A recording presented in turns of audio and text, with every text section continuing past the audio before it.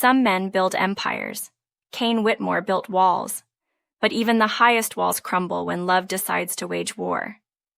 If you believe in second chances, in love that refuses to give up, and in the courage it takes to tear down every lie you've ever told yourself, stay until the very end. Because this story will wreck you, rebuild you, and remind you why love is always worth the risk. Don't forget to like, subscribe, and share if this story touches your heart. Cain Whitmore didn't believe in fate. He believed in algorithms, market projections, calculated risks. But he couldn't explain what made him take a different route home that October evening, or why he'd told his driver to stop at that particular intersection in Harlem. Then he saw her. She was kneeling on the wet sidewalk, her clothes soaked through from the rain, surrounded by a group of street kids who couldn't have been more than 7 or 8 years old. Her colorful sweater was soaked, but she was laughing, this big, uninhibited laugh that seemed to light up the gray afternoon, as she distributed what looked like homemade sandwiches from a battered cooler. "Miss Rochelle, you got peanut butter today?" one little boy asked hopefully. "Devin, baby, I got peanut butter, I got turkey, I even got some of that strawberry jam you like." Her voice was warm, rich, carrying through his car window. "But you gotta promise me you're going to that reading program Miss Jenkins told me about, okay?" "I promise." "That's my boy." She ruffled his hair, then turned to a little girl who'd been hanging back. "Imani, sweetheart, come here, don't be shy." The girl approached slowly, and Cain watched as this stranger, this woman whose name he didn't even know, took time with each child. Not just handing out food, but talking to them, listening, caring about their small lives in a way that made something in his chest ache. He didn't remember ever smiling so brightly as any of those kids when growing up. When the kids finally scattered, she stood up, wincing slightly like her knees hurt from kneeling. She began packing up her cooler, humming to herself, completely unaware she was being watched. Cain's driver cleared his throat. "Sir, should we find out who she is?" Cain heard himself say. "Everything, her name, where she lives, what she does, everything." "Sir?" "Just do it, Leonard." That night, he learned her name was Rochelle Grant, 26 years old, worked 2 jobs, one as a program coordinator at a community center, another as a weekend hostess at a soul food restaurant in Brooklyn. Used her meager salary to feed homeless kids twice a week, volunteered at a domestic violence shelter every Thursday. Had dreams of opening a youth center that would provide free meals, tutoring, and safe spaces for at-risk children. She was extraordinary. She was everything good in a world Cain had long since accepted was mostly mercenary and cold. And he was completely irrevocably captivated. He started following her work, not in a creepy way, or at least he told himself it wasn't creepy. He followed her Instagram account where she posted about her kids, her dreams, her struggles to raise funds for her youth center project. He watched from a distance as she ran fundraising bake sales, organized toy drives, poured her entire heart into helping people who couldn't help her back. And slowly, somewhere between watching her dance with those kids in the rain and reading her passionate posts about breaking cycles of poverty, Cain fell in love. The problem was, Rochelle Grant would never love him back. He had made sure of that when he started a rumor about himself to keep everyone at bay. 3 years later, in the Whitmore Industries boardroom, Cain was sitting at the head of the table. "The optics are becoming a problem, Cain." Julian Cross, his CFO and only real friend, leaned back in his chair after everyone else had filed out of the quarterly meeting. "3 major investors have expressed concerns about your personal life. Translation, they believe you're gay and they're old-fashioned bigots who don't like it." Cain stared out at the Manhattan skyline. "Let them believe what they want. Except it's affecting business. The Dubai deal fell through because Sheikh Rahman won't work with someone he considers morally questionable. We lost the Singapore partnership for the same reason." Julian ran a hand through his dark hair, frustrated. "I told you that rumor would bite you in the ass eventually. It served its purpose. Keeping gold diggers away? Sure, but now it's costing millions. You need to do something about it." Like what? Take out a billboard announcing I'm straight? Like get a girlfriend. Get married, do something that proves you're not. Julian gestured vaguely between them. With me. People think we're together? Kane's eyebrow raised. Kane, we're both single, we're always together, and I'm devastatingly handsome. Julian grinned, but it faded quickly. Seriously, though, my mother called yesterday asking when I'm going to stop living a lie and introduce her to my boyfriend. Meaning you, it's getting weird. Kane was quiet for a long moment, then, what if I did? Did what? Got married? To who? The only woman you've shown interest in is that Instagram humanitarian you've been stalking for 3 years. Julian paused. Oh no, Kane, no. Tell me you're not thinking... Her youth center project got denied funding again last week. She posted about it, said she's drowning in debt from her mother's medical bills, might have to give up the dream entirely. So your plan is what? Swoop in like some billionaire savior and what? Ask her to marry you? That's insane. I'll offer it as a business arrangement. Money for her center and her mother's care in exchange for a marriage of convenience. 2 years, maybe 3. Enough time to secure my international deals and prove the rumors false. And what happens when she finds out you're actually in love with her? Julian's voice was gentle now. Because you are, aren't you? Actually in love. I've never seen you like this, man. Kane's jaw tightened. She won't find out. Kane, she thinks I'm gay, Julian. She commented on one of your posts 6 months ago. Something about you and your partner make a beautiful couple. She believes the rumors. Even if I approached her directly, she'd never see me as a romantic option. This way, at least I get to... He stopped, the words catching. At least I get to be near her. To help her achieve her dreams. That's enough. That's the saddest thing I've ever heard. It's realistic. Julian stared at him for a long moment. You're going to get your heart broken. Probably. Kane turned from the window. But I'd rather have her in my life as a business arrangement than not have her at all. Make the offer. Anonymous donor at first. Feel out if she'd even consider it. And if she says yes? Then I'll spend however long we have together trying to be worthy of her. Even if she never knows why. Julian shook his head. You're an idiot. Probably that too. But 3 weeks later, when Julian reported that Rochelle had been approached about the arrangement and was considering it, Kane's heart did something it hadn't done in years. It hoped. Rochelle woke to 17 missed calls and a text message that would change her life. Unknown number. Miss Grant, this is Julian Cross, attorney for an anonymous client. We spoke last week about the proposal. My client is prepared to meet you today at 2 p.m., Café Noir in Manhattan, to discuss the arrangement in detail. He asks that you come with an open mind and a clear understanding that this is a legitimate business opportunity. The offer stands $5 million over 2 years, plus full funding for your youth center project, in exchange for a marriage of convenience. Reply yes if you're willing to meet. Rochelle sat up in bed, her heart pounding. She'd thought the whole thing was a scam, some elaborate fraud. But Julian Cross was real. She'd Googled him obsessively. Top corporate attorney in New York, representing some of the biggest names in tech and finance. And the money. God, the money. $5 million. Her mother's experimental cancer treatment that insurance wouldn't cover. The youth center she'd dreamed about since she was 16. All of it. Possible. For 2 years of her life, pretending to be someone's wife. She looked at the framed photo on her nightstand, her and her mother at her college graduation, both of them beaming despite knowing they'd have to pay off student loans for the next decade. Her mother had sacrificed everything for her, worked 3 jobs to keep Rochelle in school, never complained, never asked for anything. Now her mother was dying, and the treatment that could save her cost $300,000 that Rochelle didn't have. She typed with shaking fingers, yes.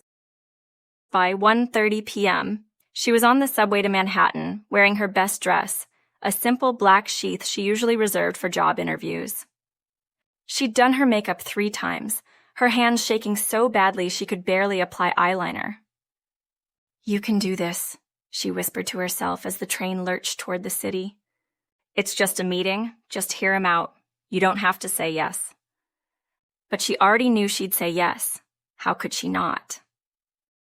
Café Noir was the kind of place Rochelle usually avoided. Sleek, minimalist, where a cup of coffee cost more than her hourly wage. She stood outside for 5 minutes, gathering courage, before finally pushing through the door. And there he was, sitting at a corner table looking like he'd been photoshopped into reality. Tall even while seated, with broad shoulders that filled out his navy suit perfectly. Blonde hair styled with casual precision, and his eyes, steel blue, intense, tracking her movement from the moment she entered like he'd been waiting for this moment his entire life.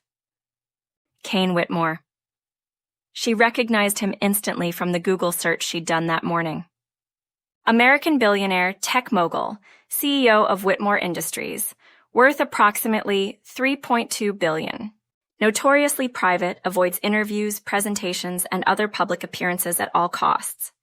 And according to every gossip site, very possibly in a long-term relationship with his business partner, Julian Cross. Her stomach sank, so the rumors were true. Kane stood as she approached, and God, he was even more intimidating up close.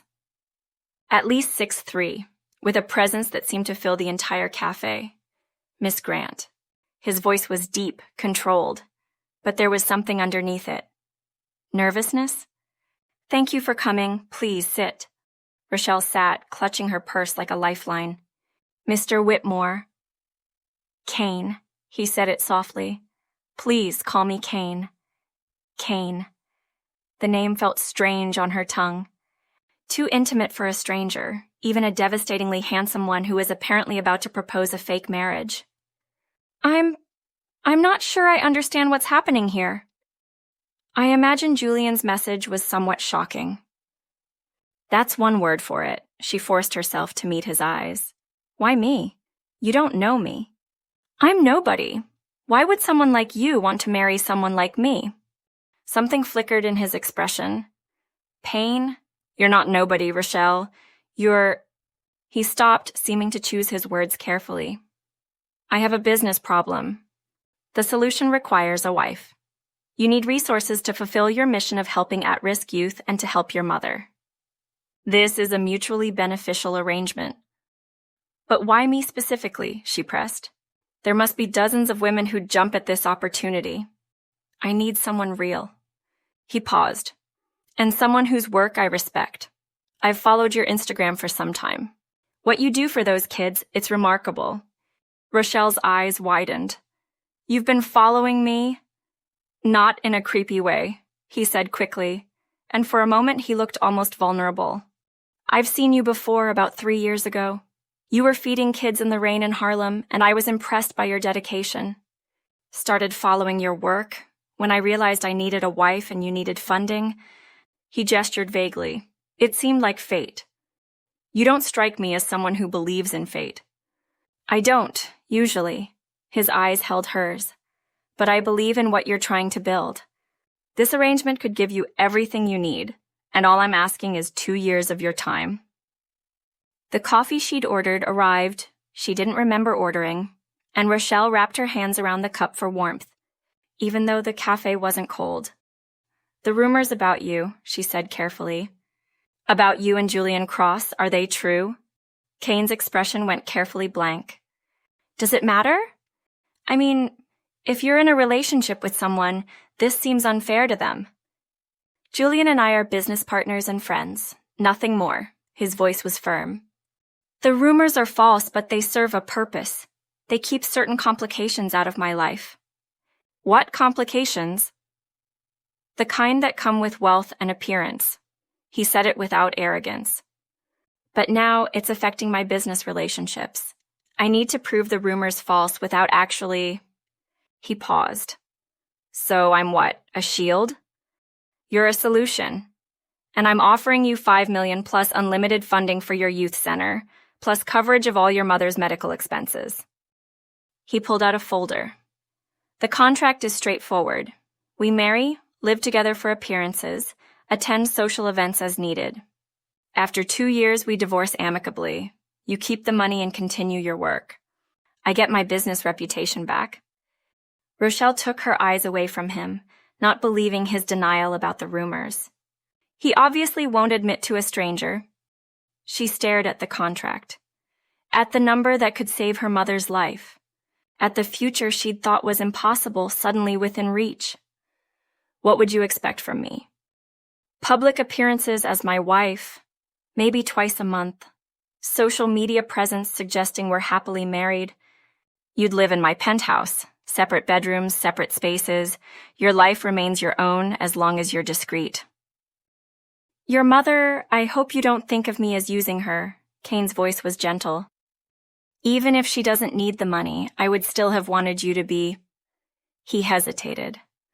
"Wanted it to be you signing this contract," he finished, staring at his coffee cup. He didn't want her to see the raw emotion he is now trying his best to lock away. Rochelle looked at him, this beautiful, somewhat mysterious billionaire who was offering her everything and asking for almost nothing in return. Something about him didn't add up. The way he looked at her, the tremor in his hands he couldn't quite hide. The desperate hope underneath his careful control. Her phone suddenly buzzed, a text from the hospital where her mother was staying. "Dr. Okonkwo, Miss Grant, we need to discuss your mother's treatment plan urgently. Please call when you can." Rochelle looked at the contract on the table and she made the decision to sign. Even if she's signing her freedom away 2 long years and to a totally mysterious stranger, her mother's life is well worth it. 3 days later, Rochelle stood in the lobby of Whitmore Tower, clutching her purse and trying not to throw up from nerves.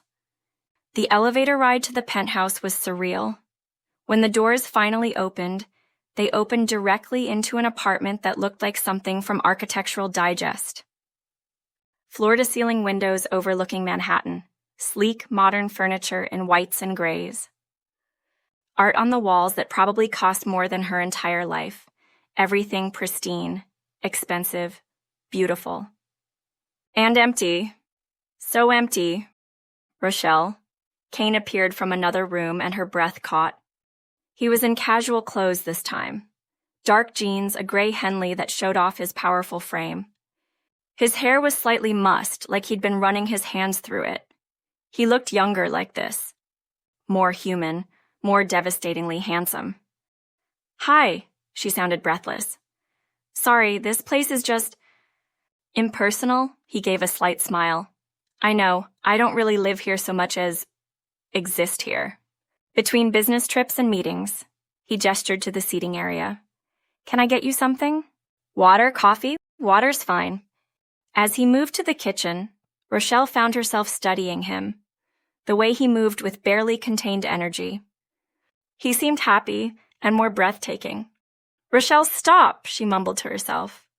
"You can't possibly be admiring a very handsome billionaire, but still a gay that would never see you as a woman. Wait, what am I thinking? Why on earth would I ever want him to look at me as a woman?" She shook her head, pushing the thought far away. When he returned, he sat across from her, maintaining distance, always distance, and slid the water across the coffee table. "I transferred the first payment this morning," he said. $500,000. Check your account.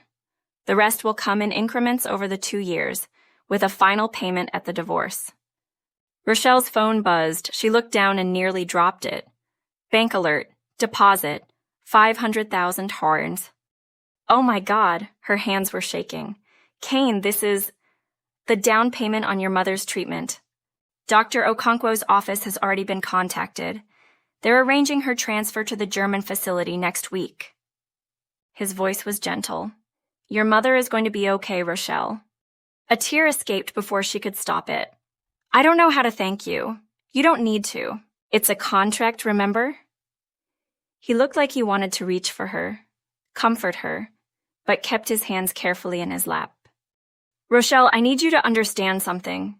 This arrangement, yes, it helps me. But much more. I don't want you feeling like you owe me anything beyond what's in the contract. Your mother's life is worth more than any business deal. Why are you being so kind to me? You don't even know me. I know enough. His eyes held hers. I know you're the kind of person who works herself to exhaustion helping others. Someone like you deserves good things, Rochelle. Let me give you some. The words were simple, but the way he said them, like she was something precious, something cherished, made her heart stutter. The elevator dinged, breaking the moment. Julian Cross emerged, all easy smiles and casual elegance in a designer suit. The happy couple. He was carrying a briefcase and a bottle of champagne. Are we celebrating? I brought supplies. Julian, Kane's voice was warning. What? I'm being supportive. Julian grinned at Rochelle. Has he been weird? He's been weird, hasn't he? Kane, I told you to be normal. I'm being perfectly normal. You're being robotic. There's a difference. Julian set down the briefcase and turned to Rochelle with genuine warmth. It's good to finally meet you in person. I'm a huge fan of your work, by the way. That fundraiser you did last month for the kids' winter coats? Brilliant. You follow my Instagram? Rochelle was surprised. Kane made me follow it 3 years ago. Insisted I needed perspective on what real human goodness looks like. Direct quote. Julian's eyes sparkled with mischief. He's not wrong, though. You're doing incredible work. Julian, Kane said tightly. The documents? Right. No more embarrassing revelations. Julian opened his briefcase, spreading papers across the coffee table. Okay, so, standard prenuptial agreement. In the event of divorce, you keep all monetary gifts, Kane keeps his business assets. No alimony, clean split. You're both protected. He walked them through each page. Custody arrangements, none, obviously.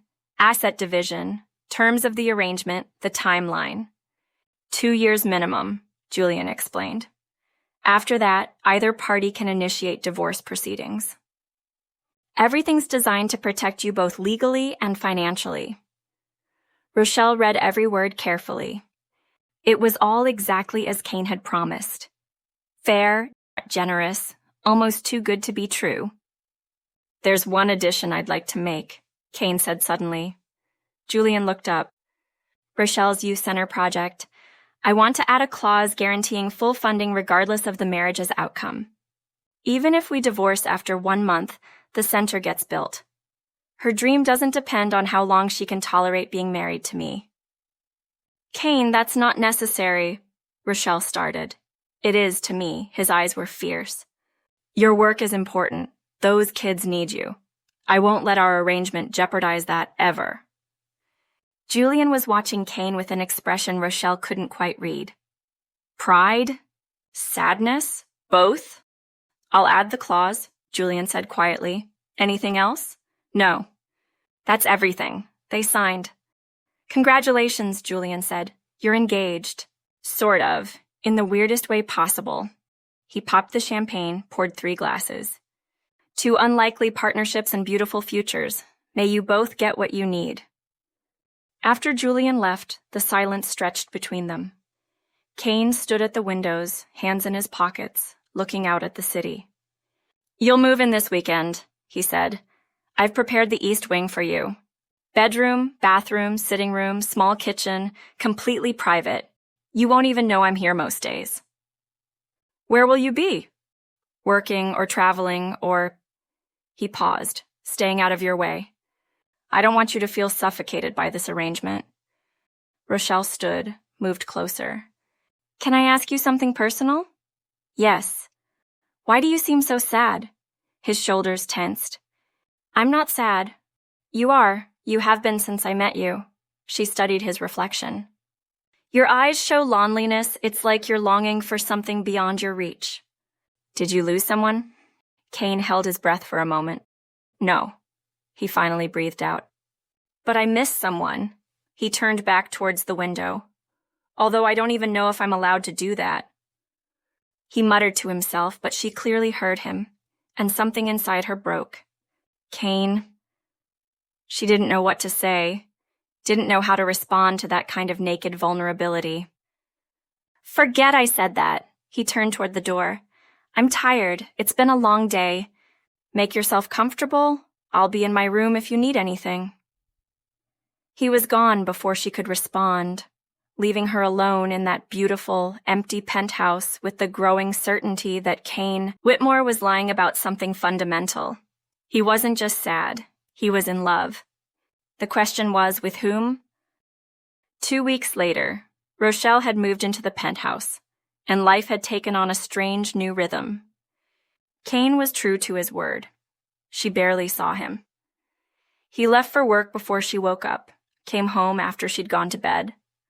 Her mother's treatment was going well, and her youth center was thriving faster than she'd ever imagined. She should have been happy, grateful, content. Instead, she was confused, because the more she watched Kane, in their few interactions, in the way he moved through the world, the more she saw things that didn't add up. He was as lonely as she was in this beautiful cage they'd built. And then there was Julian. Julian, who came by the penthouse constantly, who lounged on the furniture like he owned it, who made Kane laugh in ways Rochelle never could, who had inside jokes and shared history, and a connection that seemed unbreakable. Julian, who Kane looked at with genuine warmth and affection. Rochelle's head snapped up suddenly, as she came to a realization. What if he's in love with Julian? He has told her they're not together at their first meeting, but watching them felt like watching a couple. The way Kane relaxed around Julian in ways he never did around her, and Rochelle found herself thinking, maybe Kane has an unrequited love towards Julian. The thought lodged in her chest like a splinter. Because if Kane was secretly in love with Julian, if that's what all this sadness and longing was about, then Rochelle needed to help him. Needed to free him from this arrangement so he could be with the person he actually wanted. Even if that person wasn't her, wait, why would I care if it's not me?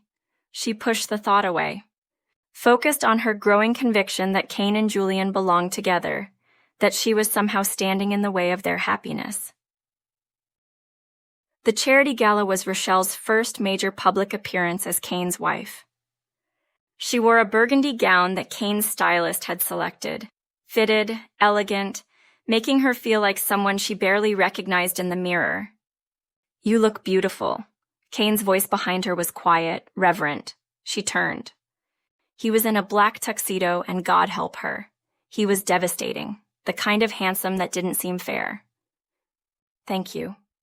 You look, she gestured vaguely, very handsome. Thank you. He moved closer, and she caught his scent, something expensive and woodsy. I know tonight will be difficult, a lot of people, a lot of questions. Just stay close to me. I'll handle everything. At the gala, it was exactly as he'd promised. Kane was her shield, her anchor. When people asked probing questions about their relationship, he deflected with smooth charm. When photographers wanted pictures, his hand at her waist was gentle but possessive.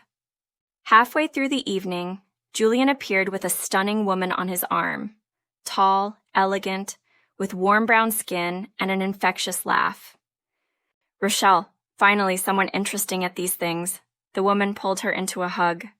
I'm Sienna Matthews, Julian's girlfriend, and your new friend, apparently. It's nice to meet you, Rochelle replied curtly with a smile, now realizing another obstacle other than herself to Kane's happiness. Julian's told me so much about you. Your youth center project sounds amazing. Sienna's enthusiasm was genuine. I do PR for nonprofits. I'd love to help spread the word when you launch. They fell into easy conversation about Rochelle's work, her vision, her kids. For the first time that night, Rochelle felt like herself. Not Kane's wife, not a billionaire's arm candy, just herself. She didn't notice Kane watching them from across the room, something vulnerable in his expression. Or Julian sidling up next to him, following his gaze. You're staring, Julian said quietly. I'm observing. You're staring at your wife like she hung the moon. Very subtle. Kane's jaw tightened. She's talking about her work. She's happy. That's good. You could talk to her about her work, you know. instead of worshiping from a distance like a creepy Victorian ghost. I don't want to interrupt, Kane. Julian's voice turned serious. You need to tell her. This silent pining thing is killing you. There's nothing to tell. Bullshit. You're in love with her. You've been in love with her for 3 years. You married her, for God's sake. At some point, you need to be honest. She thinks I'm gay, Julian. She probably thinks I'm in love with you. Then correct her. No, Kane's voice was firm, because the moment she knows the truth, everything changes. She'll feel obligated, uncomfortable. The ease between us, what little there is, will disappear. She'll spend the next 2 years tiptoeing around my feelings, trying not to hurt me. I won't do that to her. So you're just going to suffer in silence? I'm going to give her the best 2 years I can. Support her dreams. Be a good husband. The word caught in his throat. And when it ends, at least I'll have had this time with her. Even if she never knows what it meant to me. Julian stared at his friend for a long moment. You're an idiot, a noble idiot, but still an idiot. Probably. Later, in the car going home, Kane asked quietly, Did you have a good time? I did, actually. Sienna's wonderful. You and Julian are lucky to have each other. Kane's head turned sharply. What? You and Julian. Having someone who understands you like that. It's rare. She meant it kindly, but something in Kane's expression shuddered. Julian and I are friends, that's all. I know, I just meant... She stopped, studying him in the dim light of the car. Kane, can I ask you something, and will you be honest? Always. Are you happy in this arrangement because you seem so lonely? And I keep thinking... She took a breath. I keep thinking that maybe you're doing this for the wrong reasons, that maybe there's someone you actually want to be with, but you can't because of business expectations or fear or... I don't know. But I want you to know that if there is someone, you should be with them. Don't waste 2 years pretending with me when you could have something real. Kane was very, very still. You think there's someone I want to be with? I think you're one of the loneliest people I've ever met, and I think that doesn't happen unless you're keeping yourself away from someone important. You're not wrong. His voice was barely a whisper. There is someone. Her heart sank. Then why? Because they don't see me that way. Because I'm not an option for them.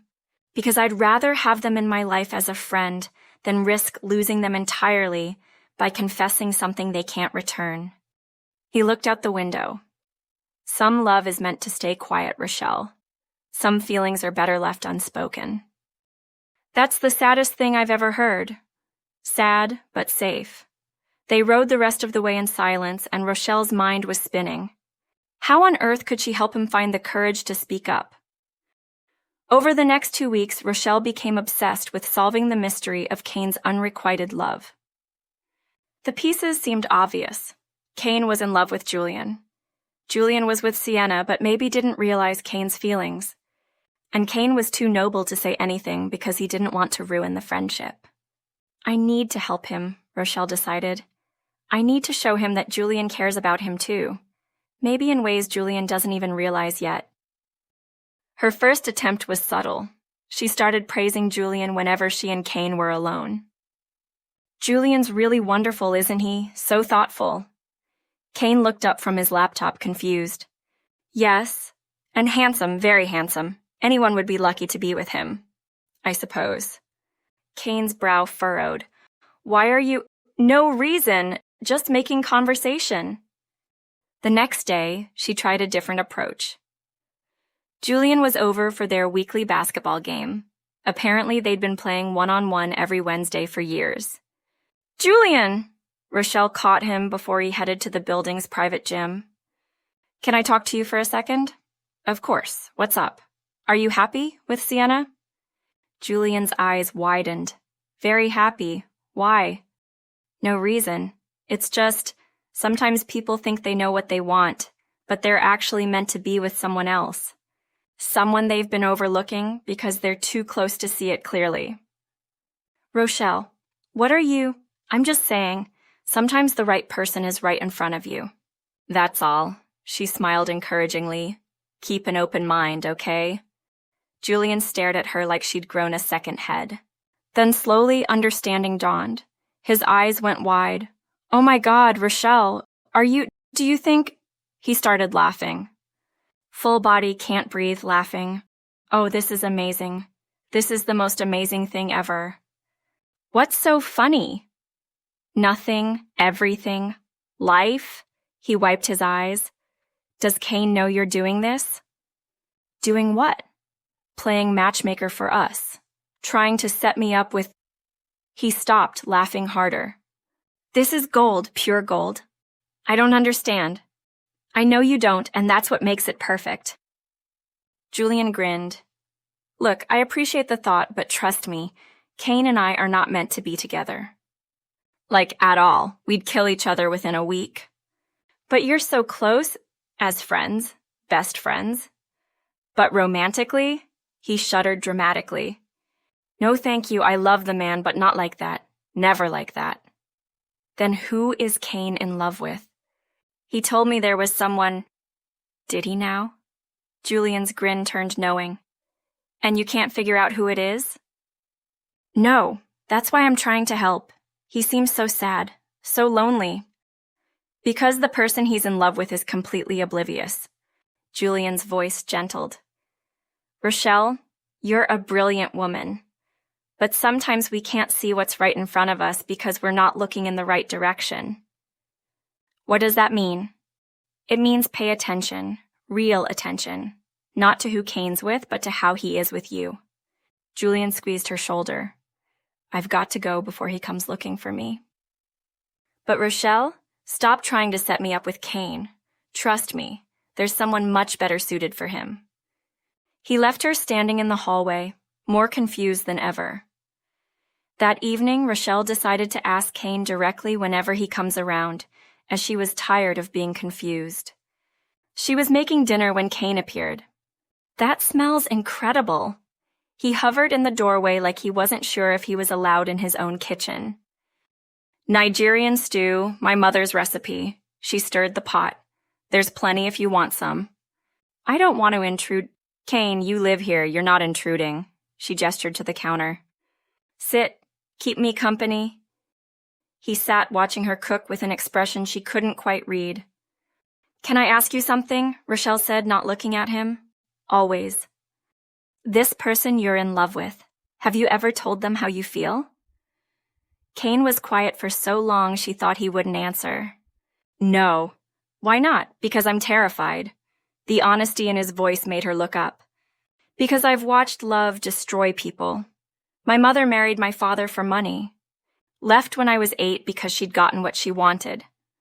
My father married another woman for my sake. She cleaned out his accounts and disappeared within a year. By the time he died, he'd lost most of his fortune to divorce settlements and broken trusts.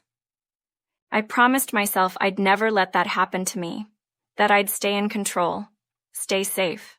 And then I saw someone in the rain feeding homeless kids and my entire world shifted. His voice was raw. I tried to ignore it, tried to tell myself it was just admiration, just respect.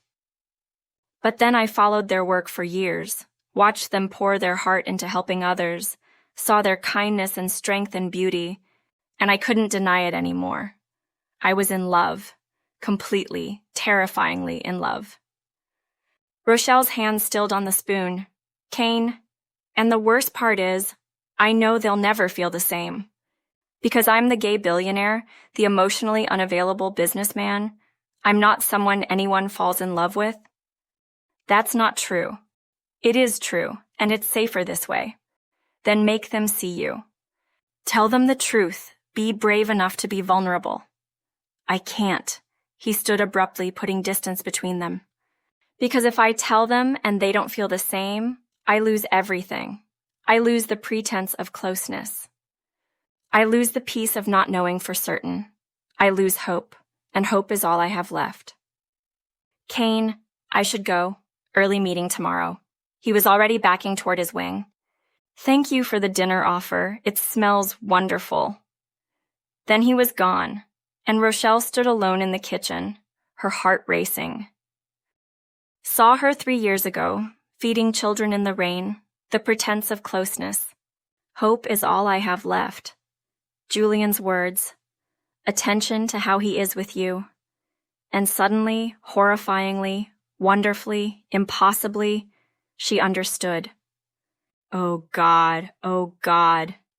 Kane wasn't in love with Julian. Kane was in love with her. Every interaction suddenly made sense. The hungry looks, the way he defended her, gave her everything she needed while asking for almost nothing in return. The business arrangement wasn't business. It was desperation. A last-ditch attempt by a man who didn't believe in love to be near the woman he loved, even if she could never love him back. But could she? Rochelle pressed her hands to her chest, feeling her heart race. Thought about Kane's rare smiles, the way he listened when she talked about her kids, his brilliant mind, his unexpected kindness. How safe she felt around him, how seen, how much it hurt when he pulled away. Oh God, she'd been too blind to see it, too convinced by the gay rumors, too focused on trying to push him toward Julian, too scared to admit that maybe this arrangement wasn't just convenient, maybe it was everything. It was 2 a.m., but she didn't care. She had to tell him, had to let him know that she now understood his heart. She crossed the shared space to his wing, knocked on his door. No answer. Kane, are you awake? Still nothing. She tried the handle, unlocked. She pushed it open slowly. His room was dark except for the city lights filtering through floor-to-ceiling windows. And there, silhouetted against the Manhattan skyline, was Kane, standing motionless, hands in his pockets, staring out at the city like it held answers he desperately needed. Kane? He turned, and even in the darkness she could see the wetness on his cheeks. He'd been crying. Rochelle, what are you? It's late, you should be. It's me. The words burst out of her. I'm the person you're in love with, it's me. Kane went absolutely still. What? The person you saw feeding kids in the rain. The person whose work you followed for 3 years. She moved closer, her voice shaking. It's me, Kane. It's always been me. Rochelle. And I've been so stupid, so blind, trying to set you up with Julian because I couldn't imagine that someone like you could want someone like me. Making everything about business and arrangements when you've been showing me every single day that this is real for you. That I'm real for you. Stop. His voice was wrecked. Please stop. Why? Because it's true? Because you don't want me to know that Kane Whitmore, the man who doesn't believe in love, fell in love? That you've been in love with me this whole time and I've been too blind to see it? Yes, I'm in love with you. The words exploded out of him. I've been in love with you for 3 years, and every day of this marriage has been torture because I get to be close to you but not really have you. Kane, it's killing me, Rochelle. Every time you smile at me, every time you laugh without realizing that your happiness feels like oxygen when I've been suffocating. It's killing me to love you and know you'll never feel the same. How do you know I'll never feel the same? Her voice was quiet. Do you love me, Rochelle? He stared at her face, moving dangerously close to her, deep longing in his eyes. His face carried hope, desperately yearning for her love. But he knew. He knew she didn't feel the same way about him. Rochelle couldn't answer him. Did she love him? She couldn't figure this overwhelming emotion out just yet. Thought as much, Kane whispered, hurt visible in his voice. He moved backward and turned back to the window. Kane, look at me. I can't. If I look at you right now, You'll what? Tell me the truth? She moved to stand in front of him, forcing him to meet her eyes. I need you to be brave right now. Tell me what you want. Rochelle, tell me. I want you. The words were torn from somewhere deep in his soul. I want you so much it terrifies me. I want to wake up next to you and have it be real. I want to kiss you without it being for cameras. I want to build a life with you that isn't an arrangement. His voice broke. I want you to love me back, even though I know you don't. She moved closer and kissed him, catching him by surprise. But not for long. He held her so tight, kissing her back with a longing of 3 years, letting out his overdue suppressed emotions. They were both breathless when they finally pulled apart. "Kane," she cupped his face in her hands. "You beautiful, stupid man. How can I love you back when you never gave me the chance to fall in love with you in the first place?" He froze. "What? I thought you were gay. I thought you were in love with Julian and this was just business." "But Kane, I've been feeling things I couldn't explain. Things I didn't let myself feel because I thought they were impossible." "What things?" His voice was barely a whisper. "Like how it hurt when I thought you were in love with someone else. Like how right now, standing here with you, I feel more alive than I've felt in years." She smiled through her own tears. "But I don't know if it's love yet." "You're falling for me?" He said it like he couldn't quite believe it. "I'm falling for the man who saw me in the rain and remembered me for 3 years. Who funded my dreams before I knew I needed saving. Who married me knowing I might never love him back, just so he could be near me." How could I not fall for that man? Kane's hands came up to cover hers, still cradling his face. "If you're saying this out of pity, I'm saying this because it's true. Because I want to try, Kane. Really try not an arrangement, but a real relationship." He kissed her, again. His hands framed her face like she was something precious, something he couldn't quite believe he was allowed to touch. When they finally broke apart, Kane pressed his forehead to hers. "I love you," he whispered. "I love you so much it scares me. So much I don't know how to be normal about it." "I love you. I know," she kissed him softly, "and someday soon I'll say it back. But right now I need you to believe that I'm here. Kane, I'm yours." "I can't believe you're here right in front of me." "Get used to it," she grinned. "Because you're not getting rid of me now. No takebacks on the marriage, Whitmore. You're stuck with me. Best contract I ever signed." He kissed her again, smiling against her lips. "Even if it took you forever to read the fine print. Hey, I got there eventually." "You did." He pulled her close, tucking her against his chest. "Thank you for seeing past my walls. For giving me a chance." They stood there in the darkness, holding each other, two broken people who'd found a way to be whole together. And for the first time since this arrangement began, Kane Whitmore let himself hope. And tomorrow they'd open a youth center built on hope. But tonight, they'd built something even better, a real chance at forever. The youth center's grand opening was everything Rochelle had dreamed of and more. The building gleamed in the afternoon sun, its walls painted bright colors chosen by the kids themselves. Inside were classrooms, a computer lab, a full kitchen, and even a small recording studio. Everything she'd dreamed of, made real by the man who stood at the back of the crowd, watching her with eyes full of love. 3 years ago, she began, her voice shaking with emotion, I was feeding kids on a street corner in Harlem, wishing I could do more. Dreaming of a place where they could not just survive, but thrive. She turned to look at Kane, and the love in his eyes nearly undid her. Someone saw me that day, really saw me, and even though I didn't know it, he carried that moment with him for 3 years. Watched my work from afar, believed in my dreams when I'd almost given up on them. Her voice broke. My husband, Kane Whitmore, didn't just make this center possible. He made me believe in second chances. The crowd awed, and Kane looked like he might combust from emotion. But today isn't about that. Today is about these kids, about giving them the safe space they deserve, about breaking cycles and building futures. About hope. She smiled through tears. About all the beautiful things that happen when someone is brave enough to love without guarantee. When someone says, I see you and you matter. She turned back to the crowd. That's what this center represents. That's what my husband taught me. And that's what we're going to give these children every single day. The applause was deafening, but all Rochelle heard was Kane mouthing, I love you, and forming a heart with his hands against his chest from the back. 6 weeks later, they'd fallen into a new rhythm. No more separate wings, They shared Kane's bedroom now, fell asleep tangled together, woke up to soft kisses and whispered good mornings. Kane had stopped hiding his feelings.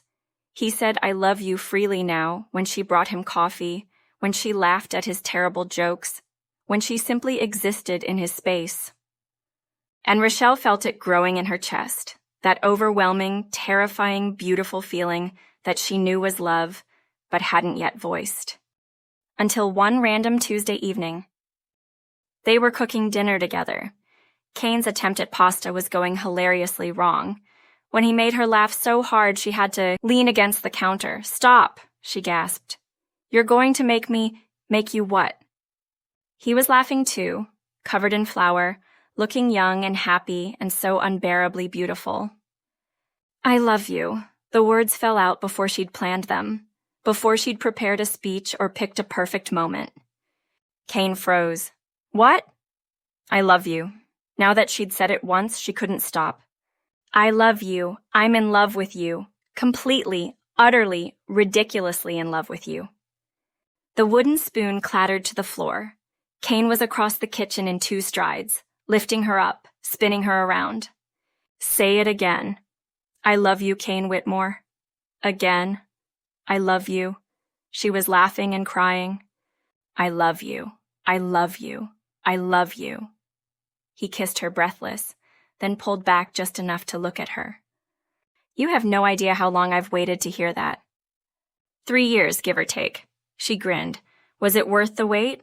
Every second. He set her down gently, hands framing her face. "Every lonely moment, every wall I built, every tear I cried, all of it was worth it for this, for you, for us. No more walls?" "No more walls," he promised. "Just you and me, building something real. Something permanent," she added. "Because I'm not going anywhere." "Good." He kissed her softly. "Because I'm keeping you. Forever." "Forever," she agreed. I liked the sound of that. They decided to renew their vows, or rather, to have a real wedding this time. Not a business transaction in a courthouse, but a celebration of love with everyone they cared about. The venue was a garden in upstate New York, intimate and beautiful. Rochelle's mother, healthy and glowing, walked her down the aisle while the youth center kids formed a choir. Julian stood as best man, and before the ceremony he took the microphone with a grin. "I have a confession," he announced. About 6 months into their marriage, Rochelle tried to set me and Kane up together. The crowd burst into laughter. She thought Kane was in love with me. Julian was doubled over, spent weeks dropping hints about how we'd make a great couple. Meanwhile, Kane was dying inside because the woman he loved was trying to give him away to his best friend. "Julian," Kane warned, but he was smiling. "The point is," Julian continued, his voice turning sincere, "even when Rochelle thought Kane loved someone else, she wanted him to be happy. That's who she is. Selfless, kind. The exact person Kane needed to demolish every wall he'd ever built." He raised his glass. To Kane and Rochelle. To love that waits. To courage that tears down walls. To second weddings that are really first weddings. May you have forever. Then came the vows. Kane went first, voice shaking with emotion. "Rochelle, 3 years ago I saw you in the rain and my entire world changed. I've loved you through silence and hope and fear. I've loved you through an arrangement that became real. And I'll love you through every day we have left. You're my home, my heart, my everything." Rochelle didn't need notes. "Kane, you taught me that vulnerability is strength, that walls don't protect us, they isolate us. That love is worth every risk." She smiled through tears. "I choose you, today, tomorrow, forever. Not because of a contract, but because you're you, and I love you so very much." When they kissed, everyone cheered. Later, at the reception, Kane pulled her onto the dance floor. "Best decision I ever made," he murmured, "was stopping that car in Harlem. Best decision I ever made was saying yes to a stranger in a cafe." "Not strangers anymore." "No," she kissed him softly. "Never strangers again. Just us. Forever. Forever, he agreed. And I plan to spend every day of it loving you. I'm counting on it. They danced under the stars, two people who'd started as a business arrangement and become each other's everything. And somewhere, in a youth center in Harlem, children played in safety. All because someone was brave enough to love without guarantee. All because sometimes the best love stories are the ones that start with walls and end when those walls finally crumble. Thank you for joining Kane and Rochelle on their journey from arrangement to forever. If this story touched your heart, please like, subscribe, let us know where you're watching from, and share. Your support brings more stories of impossible love and courageous hearts. Remember, love is always worth the risk. Always.